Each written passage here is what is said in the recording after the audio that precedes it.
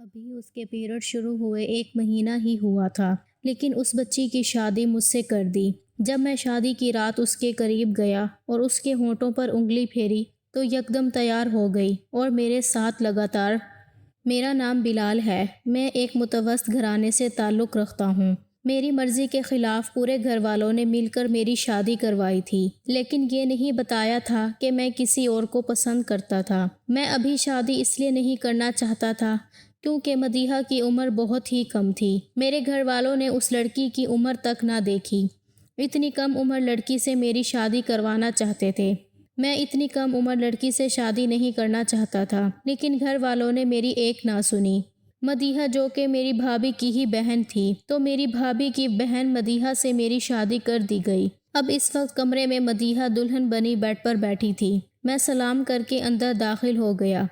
میں اس کے قریب جا کر بیٹھ گیا۔ میں پہلے شادی تو نہیں کرنا چاہتا تھا، لیکن اس کو دیکھنے کے بعد مجھ سے کنٹرول نہیں ہو رہا تھا۔ میرے جذبات پر قابو پانا اب مجھے مشکل لگ رہا تھا۔ میں نے جیسے ہی قریب جا کر اس کے نرم ملائم گلابی ہونٹوں پر اپنی انگلی پھیرنی شروع کی تو میری انگلیاں اس کے ہونٹوں پر لگتے ہی اس کے ہونٹ کانپنے لگے تھے۔ تو اس نے جھٹکے سے میرا ہاتھ پیچھے کیا اور مجھ سے کہنے لگی، یہ کیا بے شرمی ہے، ہاتھ نیچے کرو اپنا۔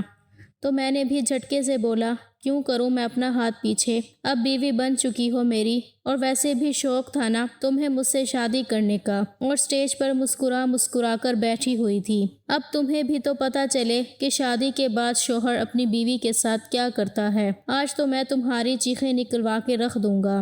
ہوش تو تمہارے جب اڑیں گے جب میں تمہارے بے حد قریب آ کر یہ سب کچھ میں اسی سے کہہ رہا تھا کہ یہ میری باتیں سن کر وہ گھبرا گئی تھی اور کہنے لگی، دیکھو میں ایسی بےہودہ باتیں سننا پسند نہیں کرتی، مجھے ایسی بے شرمی بالکل بھی پسند نہیں ہے، اس لیے تم میرے قریب آنے کی بھی کوشش مت کرنا۔ یہ کہہ کر وہ بیڈ پر کھڑی ہو گئی اور بہت گھبرا رہی تھی۔ میں بھی اس کے ساتھ کھڑا ہو گیا۔ میں نے بھی کہہ دیا ہے، مدیحہ مس، اس بے شرمی کے لیے تم اچھے سے تیار رہنا، تمہیں تو پتہ ہوگا نا کہ شادی کی رات کیا کیا ہوتا ہے۔ تو مدیحہ کہنے لگی کہ مجھے بھی تم دودھ پیتی بچی نہ سمجھنا، مجھے بھی پتہ ہے کہ شادی کی رات شوہر کیا کیا کرتا ہے۔ یہ سن کر مجھے تھوڑی سی پریشانی ہوئی۔ میں نے اس سے پوچھا، شوہر کیا کرتا ہے دلہن کے ساتھ؟ ذرا مجھے بھی تو بتاؤ۔ جس قدر وہ بھولی تھی مجھے نہیں لگتا تھا کہ اسے شادی کی رات کے بارے میں کچھ بھی پتہ ہو۔ کہنے لگی کہ شادی کی رات کو شوہر اپنی بیوی کو منہ دکھائی کا تحفہ دیتا ہے۔ میں نے کہا، اس کے بعد کیا ہوتا ہے؟ تو کہنے لگی کہ پھر شوہر ایک لمبا لیکچر سناتا ہے کہ اس کے امی ابو کا خیال رکھنا، ان کی خدمتیں کرنا اور ان کا ہر حکم ماننا وغیرہ وغیرہ۔ تو میں نے کہا، ارے واہ، تمہیں تو اتنا بڑا لیکچر دینے کی ضرورت نہیں پڑے گی مجھے، تمہیں تو سب پتہ ہے، کم عمری میں ہی بہت سمجھدار ہو تم۔ ہاں سمجھدار تو میں ہوں ہی، اور مجھے یہ بھی پتہ ہے کہ اپنے ساس سسر کو اپنے قابو میں کیسے کرنا ہے۔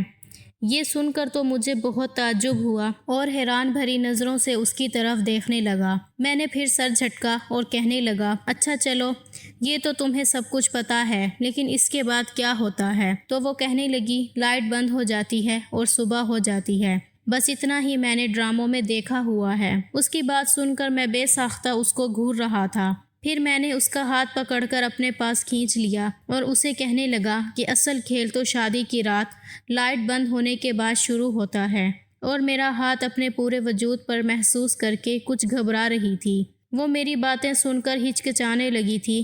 پھر میں نے اسے کہا کہ تم کپڑے تبدیل تو کرو میری چھوٹی سی جان، پھر تمہیں سب کچھ بتاتا ہوں۔ میں نے اس کے گال پر چھوٹی سی چٹکی کاٹ کر کہا تھا۔ وہ بہت زیادہ گھبرا رہی تھی۔ پھر میں نے اسے الماری سے ایک نائٹی اٹھا کر دی اور کہا، یہ پہن کر آؤ، اور وہ نائٹی لے کر واش روم چلی گئی۔ ہاتھ منہ دھویا تو میک اپ دھل چکا تھا اور اس وقت جالی دار نائٹی میں بہت خوبصورت لگ رہی تھی۔ اس کا پورا وجود اس نائٹی میں عیاں ہو رہا تھا۔ پھر وہ اپنے کھلے بالوں کی چٹیاں بنانے لگی تھی، تو میں نے اسے کہا، بہت خوبصورت لگ رہی ہو، بالوں کو کھلا ہی چھوڑو، یہ کھلے بال ہی اچھے لگ رہے ہیں۔ پھر اس کا بازو تھوڑا سختی سے پکڑا اور اسے بیڈ پر لے گیا۔ اس وقت کمرے میں گھوپ اندھیرا تھا۔ میں نے کہا، ہاں اب تم تیار رہنا، کیونکہ اصلی کھیل تو اب شروع ہونے والا ہے۔ وہ تو میری بات سن کر بہت گھبرا گئی تھی اور کہنے لگی، نہیں، مجھے بہت ڈر لگ رہا ہے۔ ابھی سے کیوں اتنا ڈر رہی ہو؟ میں نے تو ابھی کچھ کیا بھی نہیں ہے، اور تم ابھی سے اتنا ڈر رہی ہو۔ جب تمہارے ساتھ سب کچھ کروں گا تو تمہارا کیا حال ہوگا؟ تب تو تمہاری پوری چیخیں نکلیں گی۔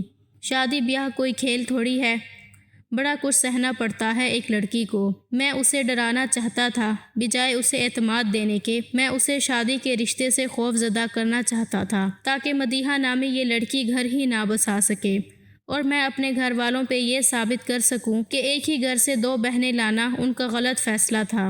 وہ بے حد نروس تھی، چہرے کی ہوائیاں اڑی ہوئی تھیں۔ وہ کہنے لگی، نہیں، مجھے لائٹ بند نہیں کرنی، میں لائٹ جلا کے ہی سوؤں گی۔ میں نے اس کے دونوں ہاتھ پکڑ لیے۔ میں نے کہا، ایسے کیسے مدیحہ، یوں تو نہیں ہوگا نہ جانی، لائٹ تو بند کرنی پڑے گی۔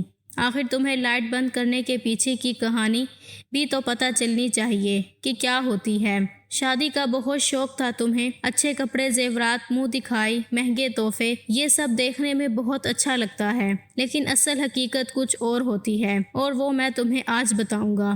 میں نے لیمپ آف کیا اور بڑی زور سے اس کی کلائی پکڑی، اسے اپنے قریب کیا۔ جیسے ہی اسے اپنے سینے سے لگایا، اسے سینے کے ساتھ زور سے پھینکا، وہ چلا اٹھی، فوراً سے مجھ سے پیچھے ہٹ گئی اور لیمپ بھی آن کر دیا۔ کہنے لگی، مجھے آپ ہی کے پاس جانا ہے۔ وہ بے حد گھبرا چکی تھی، اب تو آنسو بہانے لگی تھی۔ میرا مقصد بھی پورا ہو گیا تھا، میں اسے ڈرانا ہی چاہتا تھا۔ میں نے کہا، چلو چلو، نخرے مت دکھاؤ، لیٹو یہاں، ورنہ میں سختی کروں گا۔ ابھی میں پیار سے سب کچھ کر رہا تھا، حالانکہ میں نے اسے بڑی سختی سے کھینچا تھا۔ وہ فوراً سے کھڑی ہوئی اور کمرے سے باہر چلی گئی۔ اس نے دروازہ بری طرح سے کھٹکھٹایا۔ میرے چہرے پہ مسکراہٹ آ گئی کہ بہت شوق تھا میری بھابھی کو شادی کا، ان کی خود غرضی کا انہیں منہ توڑ جواب اب ملے گا۔ بھابھی کے ساتھ ساتھ میرے اماں ابا کے کمرے کا بھی دروازہ کھلا۔ میں بھی کمرے کے دروازے پر کھڑا ہو گیا۔ وہ ساتھ لگی روئے جا رہی تھی، کہنے لگی، آپ ہی مجھے آپ کے ساتھ سونا ہے۔ مدیحہ کے رونے سے وہ پریشان ہو گئی تھی، کہنے لگی، کیا ہوا تمہیں؟ مدیحہ کہنے لگی، میں بلال کے کمرے میں نہیں سوؤں گی، مجھے آپ کے ساتھ سونا ہے۔ بھابھی اس سے وجہ پوچھنے لگی، لیکن وہ کیا وجہ بتائے؟ اس نے بتایا، کچھ نہیں۔ مدیحہ تو بھابھی کے کمرے میں چلی گئی اور بیڈ پہ جا کے بیٹھ گئی۔ میری والدہ کہنے لگی، بلال، اسے کیا ہوا ہے؟ شادی کے وقت تو بہت خوش تھی۔ میں نے کہا، بہت شوق تھا آپ کو چھوٹی لڑکی سے شادی کرانے کا، دیکھ لیں اس کا بچپن، ہاتھ پکڑا نہیں، واویلا مچا دیا، سنبھالیں آپ خود اسے۔ یہ کہہ کے میں اپنے کمرے میں آ کے بیڈ پر لیٹ گیا اور سکون کی گہری سانس لی۔ اس سے پہلے کہ میں سوتا، میرے بھائی نے بڑے غصے سے زور سے تکیہ بیڈ پر پھینکا اور بیٹھ گیا۔ میں نے پلٹ کر ان کی طرف دیکھا۔ کہنے لگے، ہاتھ ہلکا نہیں رکھ سکتے تھے بیوی پہ؟ میں نے کہا، میں نے بس ہاتھ پکڑا تھا بھائی، اب کیا ہاتھ بھی نہ پکڑتا؟ مجھے کیا پتا تھا وہ تماشا کھڑا کر دے گی۔ وہ کہنے لگے، میری رات کالی ہو گئی تمہاری وجہ سے۔ میں نے کہا، میں نے کیا کیا ہے؟ میری غلطی کیا ہے؟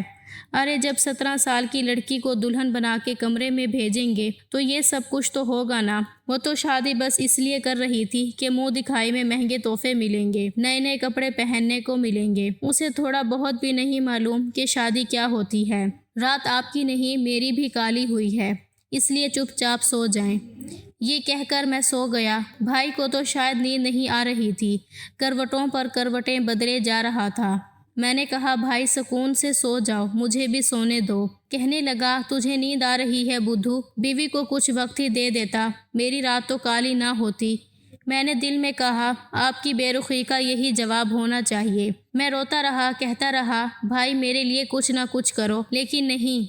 اب مزہ آ رہا ہے نا، جب بیوی کے بغیر شادی کی رات گزارنی پڑے گی۔ بہت اچھا ہوا، یہ تو شروعات ہے، دیکھنا اس نادان لڑکی کو میں کتنا ڈراتا ہوں۔ روز آ کے آپ کے کمرے میں سوئے گی اور آپ یہاں میرے کمرے میں۔ میں نے دل میں ارادہ کر لیا تھا کہ اپنے ماں باپ کی اس بات کو جھٹلا کے رکھوں گا کہ ایک گھر سے 2 بہنیں لانی ہی نہیں چاہیے، اور اگلے 7 نسلوں تک کوئی بھی یہ غلطی نہیں کرے گا۔ اگلی صبح بھابھی اور مدیحہ دونوں ہی کمرے سے ایک ساتھ باہر آئیں۔ امی ناشتہ بنا کے رکھ چکی تھیں۔ میرے بھائی کا موڈ بڑا خراب تھا، بار بار بھابھی کو دیکھ رہے تھے۔ وہ نظریں چرا رہی تھیں، جیسے کہہ رہی ہوں کہ میرا کیا قصور ہے۔ مدیحہ جب بھی مجھے دیکھتی تو میں یہ سب بھولنے لگتا۔ وہ فوراً سے گھبرا کے نظریں نیچے کر لیتی۔ میں چاہتا تھا کہ اس کے دل میں اپنا خوف برقرار رکھوں، تاکہ وہ میرے قریب اور کمرے میں آنے کی کوشش ہی نہ کرے۔ میں تو اپنے دل سے بڑا مطمئن تھا کہ اب یہ لڑکی میرے کمرے میں نہیں آنے والی۔ پورا دن وہ بھابھی کے کمرے میں ہی رہی اور بھائی پورا دن لان میں چکر کاٹتا رہا کہ 2 گھڑی ان کو بھی بھابھی کا ساتھ نصیب ہو جائے۔ لیکن میں بڑا خوش تھا، بڑے مزے سے اپنے کمرے میں رہا۔ پھر دل کیا تو دوستوں میں چلا گیا۔ شام کو ولیمے کی دعوت تھی، ولیمہ بھی ہو گیا، لیکن آج بھائی غصے میں بیٹھے تھے۔ انہیں دیکھ کر میری ہنسی ہی نہیں رک رہی تھی۔ مدیحہ میرے پاس بیٹھی تھی، میں نے اس کا بازو پکڑا اور زور سے دبا دیا اور اس کے کان کے قریب جا کے کہا، بچو کل تو بچ گئی تھی، آج کیا کرو گی؟ کب تک بچو گی مجھ سے؟ آنا تو اب تمہیں میرے ہی کمرے میں ہے، اور آج تو تم ویسے بڑی پیاری لگ رہی ہو، آج تو میں واقعی تمہیں کچا کھا جاؤں گا۔ وہ بالکل چپ چاپ گمسم بیٹھی ہوئی تھی۔ کل والی باتیں ساری اس کی ایک رات میں ختم ہو چکی تھیں۔ وہ بار بار میرے ہاتھ سے اپنا ہاتھ چھڑوانے کی کوشش کر رہی تھی۔ کچھ دیر بعد میں نے اس کا ہاتھ چھوڑ دیا۔ ولیمہ بھی اپنے اختتام پر پہنچ گیا۔ بھائی نے بھابھی کو صاف کہہ دیا کہ آج چاہے تمہارے کمرے کا دروازہ کوئی پیٹے یا توڑ دے، تم دروازہ نہیں کھولو گی۔ اس لیے مدیحہ کو سمجھا رہی تھی کہ اس طرح سے نہیں کرتے، لیکن وہ اپنی آپی کے دونوں ہاتھ پکڑ کے لاؤنج میں بیٹھی ہوئی تھی۔ وہ کہنے لگی، مجھے نہیں جانا اس کے کمرے میں، مجھے اس سے بہت ڈر لگتا ہے۔ بھائی اسے سمجھانے لگے کہ ایسے کچھ نہیں ہوتا، وہ تم سے محبت کرتا ہے، تمہیں کچھ بھی نہیں کہے گا۔ وہ کہنے لگی، آپ کو نہیں پتا نا، مجھے پتا ہے، میں نہیں جاؤں گی، مجھے نہیں کرنی کوئی شادی وادی، مجھے آپ ابا کے گھر بھجوا دیں، میں وہاں رہ لوں گی۔ دیکھو یہ سب اب تو نہیں ہو سکتا، اس وقت تو تمہیں اعتراض نہیں تھا، تم نے کہا تھا ٹھیک ہے، تمہیں شادی پر کوئی اعتراض نہیں ہے۔ وہ کہنے لگی، مجھے کیا پتا تھا کہ یہ ہوتی ہے شادی، مجھے نہیں پتا، میں نہیں جاؤں گی بلال کے کمرے میں۔ بھائی اپنے کمرے کے دروازے کے پاس ہاتھ باندھے کھڑے بھابھی کو گھورے جا رہے تھے، اور وہ بار بار نظریں چرا کر مدیحہ سے اپنا ہاتھ چھڑوانے کی کوشش کر رہی تھی۔ اسے سمجھا رہی تھی کہ بلال تمہیں کچھ نہیں کہے گا، کچھ تو عقل مندی کا مظاہرہ دکھاؤ، کیا بچپنا ہے مدیحہ، دیکھو اس طرح نہیں کرتے۔ لیکن وہ رونے لگی، کہنے لگی، نہیں نا آپی، مجھے گھر بھجوا دیں، میں اپنے کمرے میں ہی ٹھیک تھی، دروازہ کھلا ہوا تھا، لیکن میں اندر سے ہی سارا نظارہ دیکھ رہا تھا۔ بڑی مشکل سے بھابھی نے اسے سمجھا بجھا کر اپنے کمرے کا رخ کیا، لیکن وہ کمرے میں نہیں آ رہی تھی، باہر صوفے پر بیٹھی اپنی انگلیاں مروڑے جا رہی تھی۔ وہ بہت گھبرائی ہوئی تھی کہ جیسے کمرے میں آئے گی تو اس کی جان نکل جائے گی۔ یہ دیکھ کر میں بڑا مطمئن تھا، لیکن میں یہ نہیں جانتا تھا وہ اس قدر خوف زدہ ہو جائے گی۔ وہ چپ چاپ کمرے میں آئی، مجھ سے بات کیے بغیر اس نے الماری کھولی، اس نے کمرے کا دروازہ تک بند نہیں کیا، الماری میں سے اپنا ایک لباس نکالا اور واش روم میں چلی گئی۔ میں اس کی ایک ایک حرکت کو نوٹ کر رہا تھا۔ وہ باہر آئی تو بالکل سادگی میں تھی، پھر آہستہ سے اپنا تکیہ لیا اور باہر جانے لگی۔ میں نے کہا، تم کہاں جا رہی ہو؟ کہنے لگی، میں باہر لاؤنج میں سوؤں گی، مجھے آپ کے ساتھ نہیں سونا۔ میں نے کہا، مرضی ہے، اچھا یہ لائٹ بند کر دو اور دروازہ بند کر کے جانا، ٹھیک ہے؟ وہ فوراً سنبھل گئی۔ یہاں تک تو سب کچھ ٹھیک تھا، وہ مجھے کچھ بھی نہیں کہتی تھی، زیادہ تر وقت اس کا بھابھی کے ساتھ گزرتا تھا یا پھر میری امی کے ساتھ۔ وہ ان کے ساتھ بیٹھی رہتی، گپے مارتی، ہنستی رہتی، لیکن جیسے ہی میں آتا مجھے دیکھ کے اسے جیسے سانپ سونگھ جاتا۔ بھابھی نے تو کچن سنبھال لیا تھا، لیکن وہ مہارانی کچن کا کوئی کام نہیں کرتی تھی، بس اس کا ایک ہی کام تھا، اب میری اماں کے ساتھ بیٹھ کے باتیں کرنا، ہنسنا، لطیفے سنانا۔ ابا بھی اس کی کمپنی میں بڑے خوش رہتے تھے۔ جب سب سو جاتے وہ لاؤنج کے صوفے پر آرام سے سو جاتی، اور پھر صبح سب کے اٹھنے سے پہلے بس کمرے میں آ کے تکیہ پھینک دیتی، لیکن کمرے کے اندر نہیں آتی تھی۔ 15 دن گزر گئے تھے۔ ابا نے کہا کہ سب سے پہلے ہنی مون پر بھائی اور بھابھی جائیں گے، جب وہ واپس آ جائیں گے پھر بلال اور مدیحہ کو بھجوا دیں گے۔ بھائی اور بھابھی تو بہت خوش تھے، لیکن مدیحہ بڑی اداس ہو رہی تھی۔ وہ کہنے لگی، آپی آپ اکیلی کیوں جا رہی ہیں؟ مجھے بھی ساتھ لے جائیں، میں بھی آپ لوگوں کے ساتھ ہی گھوم کے آ جاؤں گی، مجھے بلال کے ساتھ نہیں جانا۔ بھابھی اسے سمجھاتے ہوئے جا چکی تھی۔ اب یہ ہوا تھا کہ وہ بھائی کے کمرے میں جا کے سو جاتی تھیں، لیکن مجھے کچھ ہونے لگا۔ ظاہر ہے میری بیوی تھی، شروع میں تو ابا اور بھائی کی وجہ سے میں نے یہ سب کر دیا تھا، لیکن اب دل چاہتا تھا وہ کمرے میں آئے، مجھ سے باتیں کرے۔ کچھ جذبات تھے جو اب تنگ کرنے لگے تھے، لیکن جس قدر میں اسے خوف زدہ کر چکا تھا وہ تو مجھے دیکھتے ہی خوف کھانے لگتی تھی۔ ایک بار مجھے نیند نہیں آ رہی تھی، میں نے سوچا کہ مجھے مدیحہ سے اپنے رویے کی معافی مانگ لینی چاہیے اور اسے اپنے کمرے میں لانا چاہیے۔ اسے وہ پیار اور وہ سب کچھ دینا چاہیے جس کی وہ حقدار ہے، اور میں بھی کب تک اس سے دور رہ سکتا تھا۔ آخر جو ہونا تھا وہ تو ہو چکا تھا۔ پھر میں اپنے کمرے سے باہر آیا۔ میں نے بھائی کے کمرے کا لوک گھمایا تو تھا، میں نے ہلکی سی دستک دی لیکن اندر بالکل خاموشی تھی۔ میں نے پھر ہلکی سی دستک دی۔ جب میں نے کمرے کی کھڑکی کھولی تو وہ بے خبر بیڈ پہ سوئی ہوئی تھی۔ اس کے بالوں کی لٹیں ہوا سے اس کے چہرے پہ بکھری ہوئی تھیں، اس کے حسن کو اور بھی زیادہ دوبالا کر رہی تھیں۔ شاید میری ہی نظر بدلنے لگی تھی۔ بس میں نے سوچا بہت ہو چکا، میرا غصہ تو کب کا ختم ہو چکا تھا۔ میں بھی چاہتا تھا میری زندگی نارمل لائف کی طرف آ جائے۔ بھائی کو ابھی 5 دن ہوئے تھے اور مزید 5 دن بعد ان کی واپسی تھی۔ پھر مجھے مدیحہ کے ساتھ جانا تھا۔ میں چاہتا تھا اس سے پہلے میں مدیحہ کے ساتھ دوستی کر لوں۔ میں نے دھیرے سے مدیحہ کو آواز دی لیکن وہ بڑی گہری نیند میں سو رہی تھی۔ کمرے کی کھڑکی اتنی بڑی نہیں تھی کہ میں اس سے اندر جا سکتا، اس لیے میں نے شیشے کو کھٹکھٹایا۔ یہ بھی ڈر تھا کہ کہیں میری آواز اماں ابا کے کمرے میں نہ چلی جائے۔ بمشکل ہی اس نے اپنی خمار آلود آنکھیں کھولی۔ مجھے کھڑکی کے پاس دیکھ کے وہ مجھ سے کہنے لگی، کیا ہے؟ میں نے کہا، یہ کیا تماشا بنا لیا تم نے؟ چلو اپنے کمرے میں آؤ۔ لیکن یہ سن کر وہ پھر سے گھبرانے لگی۔ وہ مجھ سے کہنے لگی، مجھے نہیں آنا، میں یہاں ٹھیک ہوں۔ میں نے کہا، مدیحہ، اچھا آئی ایم سوری، میں تمہارے ساتھ کوئی بھی حرکت نہیں کروں گا، بس تم میرے ساتھ کمرے میں آؤ۔ لیکن وہ نفی میں سر ہلانے لگی اور کہنے لگی، نہیں۔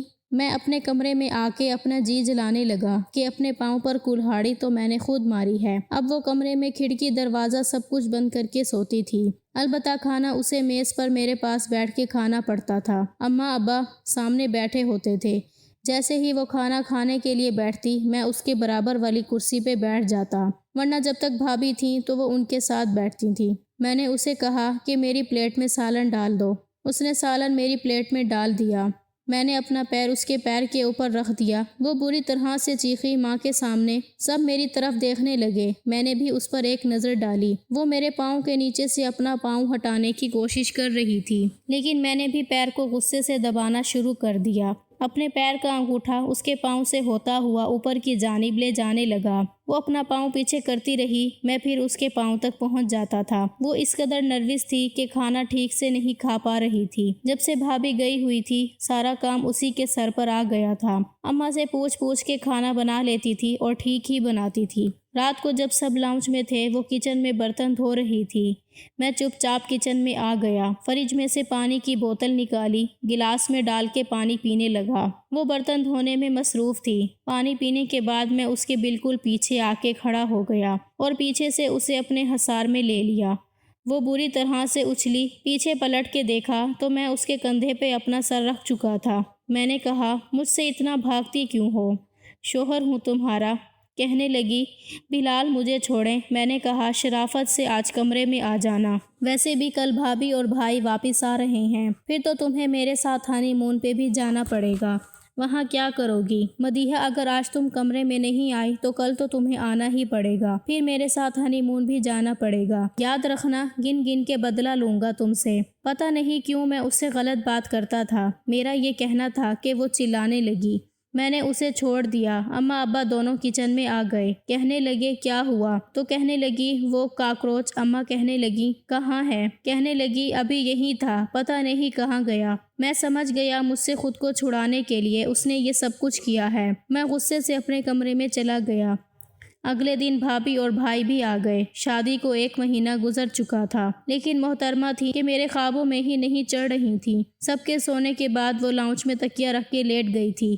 تبھی میں کمرے سے باہر آیا، اس کی کلائی پکڑی۔ میں نے کہا، شرافت سے کمرے میں چلو۔ کہنے لگی، میں نے نہیں جانا، اگر آپ نے زبردستی کی تو میں چلانا شروع کر دوں گی۔ میں نے کہا، ٹھیک ہے، چلاؤ، شوق سے چلاؤ۔ یہ کہہ کے میں نے اس کے منہ پہ ہاتھ رکھ دیا اور زبردستی اسے کمرے میں لے گیا۔ کمرے کی لائٹ بند کی اور اسے بیڈ تک لایا ہی تھا کہ بھائی کے دروازہ کھٹکھٹانے کی آواز آئی۔ وہ اماں کا دروازہ کھٹکھٹا رہے تھے۔ اماں نے دروازہ کھولا تو وہ کہنے لگے، بھابھی کی طبیعت بہت خراب ہے اماں، آ کے دیکھیں اسے کیا ہوا ہے۔ بات کچھ ایسی تھی کہ مجھے مدیحہ کو چھوڑنا پڑا۔ وہ بھی فوراً کمرے سے باہر نکل گئی۔ بھابھی کو الٹی لگ رہی تھی، بے حال ہو چکی تھیں۔ میری اماں نے مدیحہ سے کہا، جاؤ نیمبو پانی بنا کے لاؤ۔ وہ نیمبو پانی بنا کے لائی، بھابھی کو پلایا، پھر اسے ڈاکٹر کے پاس لے کے گئی تو معلوم ہوا کہ بھابھی امید سے ہو چکی تھیں، لیکن ڈاکٹر نے بیڈ ریسٹ کا مشورہ دیا تھا۔ خوشی کی خبر تھی، اس لیے میں بھی خوش تھا کہ چلو چاچو بن جاؤں گا۔ اس لیے ہمارا ہنی مون کینسل ہو چکا تھا کیونکہ سارے کام کی ذمہ داری مدیحہ پہ پڑ چکی تھی۔ بھابھی کو کمرے تک کھانا بھی وہی دینے جاتی تھی، سنبھالتی بھی وہی تھی کیونکہ ان کی طبیعت ٹھیک نہیں رہتی تھی۔ پورا دن گن چکر سی بن جاتی تھی۔ اب تو مجھے اس پر ترس آنے لگا تھا۔ بہت کم عمری میں اس پر بہت بڑی ذمہ داریاں آ پڑی تھیں۔ پھر اس پہ میرا اس کے ساتھ رویہ بھی اچھا نہیں تھا۔ مجھے خود ہی پر افسوس ہونے لگا، بیچاری تھک جاتی تھی، پھر اسے صوفے پہ سونا پڑتا تھا۔ ایک دن میں نے اس سے کہا کہ دیکھو میں تمہیں کچھ نہیں کہوں گا، تمہیں ہاتھ تک نہیں لگاؤں گا، لیکن کمرے میں سو جایا کرو، کچھ نہیں کہوں گا۔ تو کہنے لگی لائٹ تو بند نہیں کریں گے؟ میں نے کہا نہیں کروں گا لائٹ بند۔ اس کے بعد سے میں کچن میں اس کے کام میں مدد بھی کروا دیتا تھا۔ ایک دن میں نے اس سے کہا مدیحہ مجھ سے دوستی کرو گی؟ کہنے لگی نہیں، مجھے آپ سے دوستی نہیں کرنی، آپ اچھے انسان نہیں ہیں۔ میں نے کہا میں کیوں اچھا انسان نہیں ہوں؟ اب تو میں تمہاری ہیلپ بھی کرتا ہوں۔ وہ کہنے لگی وہ تو کرتے ہیں، لیکن پھر بھی مجھے آپ سے ڈر لگتا ہے۔ میں نے کہا دیکھو اب تمہیں مجھ سے ڈر لگے گا، میں تمہارا دوست بن جاؤں گا نا، اس لیے کہنے لگی آپ زور سے مجھے اپنے ساتھ تو نہیں لگائیں گے؟ اس دن میرا سانس بھی رک گیا تھا۔ میں نے کہا نہیں لگاؤں گا، تم بس مجھ سے دوستی کر لو۔ کہنے لگی میرے قریب تو نہیں آئیں گے؟ میں نے کہا نہیں، قریب بھی نہیں آؤں گا جب تک تم نہیں چاہو گی۔ وہ میری بات مان گئی، اب مجھ سے باتیں کرنے لگی، خود بے تکلف بھی ہو جاتی تھی، ہنستی بھی تھی۔ رات کو جب سارے کام کر کے فارغ ہو جاتی تو میں اسے موٹر سائیکل پر باہر لے جاتا، اسے آئس کریم کھلا کے لاتا۔ کافی اچھی لڑکی تھی۔ میں اب مان چکا تھا کہ جانے انجانے میں اس کے ساتھ غلط کر بیٹھا تھا۔ 9 مہینے کا عرصہ بھی گزر گیا۔ بھابھی کو ایک بار بہت درد اٹھا، امی کی طبیعت ٹھیک نہیں تھی، اس لیے مجھے اور مدیحہ کو بھائی اور بھابھی کے ساتھ جانا پڑا۔ ہم دونوں بھی بہت منتظر تھے کہ دیکھو کیا ہوتا ہے، بیٹا یا بیٹی۔ لیکن جب ڈاکٹر نے باہر آ کر ہمیں ایک ایسی خبر سنائی کہ ہمارے قدموں کے نیچے سے زمین نکل گئی۔ وہ کہنے لگے مسٹر اسلم آپ کا بیٹا ہوا ہے، لیکن آپ کی بیوی کو ہم نہیں بچا سکے۔ یہ سننا تھا کہ ہمیں اپنے کانوں پر یقین ہی نہیں آ رہا تھا۔ ایسا کیسے ہو سکتا ہے؟ اسلم بھائی تو یوں تھے جیسے سانس لینا بھول گئے ہوں۔ یہی حال مدیحہ کا بھی تھا۔ اسلم بھائی کہنے لگے ڈاکٹر یہ آپ کیا کہہ رہی ہیں؟ آپ بتائیں نا میری بیوی کو کیا ہو سکتا ہے؟ وہ تو ٹھیک تھی۔ تبھی وہ کہنے لگی کہ اس کا بی پی شوٹ کر گیا تھا، اس لیے سب کچھ بہت آنن فانن ہو گیا۔ ہم پر تو جیسے قیامت ٹوٹ گئی۔ مدیحہ کی، امی کی، سب کی بہت بری حالت تھی۔ پہلی بار میں نے بھائی کو یوں پھوٹ پھوٹ کے روتے دیکھا تھا۔ میں خود بھی کچھ بھی سمجھ نہیں پا رہا تھا کہ یہ سب ہو کیسے گیا۔ ایک طرف میں بھائی کو سنبھال رہا تھا، دوسری طرف مدیحہ کو۔ یہ خبر جب میں نے ابا کو سنائی تو وہ بھی پریشان ہو گئے۔ اماں ابا دونوں ہسپتال پہنچ گئے۔ ابھی تک بچہ نرس کے پاس تھا کیونکہ میں تو ان دونوں کو سنبھالنے میں لگا ہوا تھا۔ اماں آئی تو مدیحہ ان کے گلے لگ کے رونے لگی۔ یہ خبر جب بھابھی کے مائکے میں گئی تو ان پہ بھی قیامت ٹوٹ پڑی تھی۔ وقت تھا جو گزر گیا، لیکن ہمارے گھر کی تو جیسے خوشیاں ختم ہو کے رہ گئیں۔ بھابھی کے بیبی کو مدیحہ سنبھالنے لگی۔ وہ چپ چپ سی ہو گئی۔ اس کا سارا بچپنا، ہنسنا بولنا جیسے ختم ہو چکا تھا۔ بھائی بھی جب چپ چپ رہنے لگے، بات ہی نہیں کرتے تھے، بات کرتے تھے تو لگتا تھا ابھی رو پڑیں گے۔ ایک میں ہی تھا جو بھائی کو تسلی دیتا تھا۔ 2 مہینے گزر گئے۔ مجھے لگتا جیسے مدیحہ اپنی عمر سے کافی بڑی ہو چکی ہے۔ رات کو جب وہ تھکی ہاری آ کر بیڈ پر بیٹھی تو بیبی رونے لگتا۔ وہ بھائی کا بیٹا تھا۔ وہ اسے پکڑ کے چپ کروانے لگی۔ اب تو مجھے اس پر ترس آنے لگا تھا۔ میں نے کہا ایسے کرو اسے مجھے دو، تم سو جاؤ، تھوڑی دیر آرام کر لو۔ اس کی آنکھیں نیند سے بھاری ہوتی رہتی تھیں۔ کہنے لگی نہیں، آپ سے چپ نہیں ہوگا۔ میں نے کہا میں اس کو پکڑوں گا، چپ ہو جائے گا۔ ایسے ایسے ہی وقت گزر گیا اور ایک دن ہماری اپنی اولاد بھی ہو گئی اور بھائی نے بھی دوسری شادی کر لی۔